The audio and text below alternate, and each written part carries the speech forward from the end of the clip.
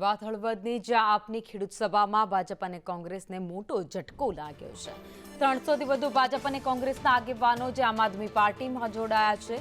ધારાસભ્ય ગોપાલ ઇટાલિયાની હાજરીમાં જ તેઓ આપમાં જોડાયા છે। કોંગ્રેસના તાલુકા પ્રમુખ અને ઉપપ્રમુખ પણ આમ આદમી પાર્ટીમાં જોડાઈ ગયા છે તો કોંગ્રેસના તાલુકા પ્રમુખ એમ.કે. રાણા પણ આપમાં જોડાયા છે તો ઉપપ્રમુખ ભરત ખેર ભાજપ કાર્યકર્તાઓ આમ આદમી પાર્ટીમાં જોડાયા છે। ધારાસભ્ય ગોપાલ ઇટાલિયાએ ત્યાં આકરા પ્રહાર પણ કર્યા।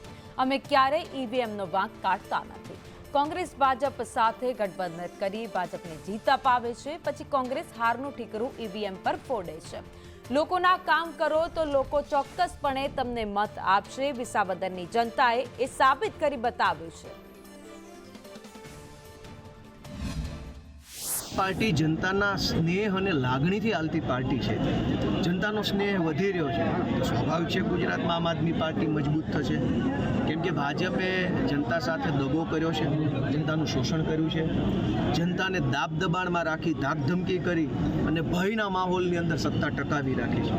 પણ એ ભયનું તાળું વિસાવદરની જનતાએ તોડી નાખ્યું છે અને સત્તાની ચાવી વિસાવદરવાળાએ ગુજરાતની જનતાને બતાવી દીધી છે। જનતા જાગૃત થઈ રહી છે, ભયમુક્ત થઈ રહી છે અને આવનારી ચૂંટણીની અંદર ભાજપના મૂળિયા કાઢી નાખવા માટે ખેડૂતો આગળ આવી રહ્યા છે।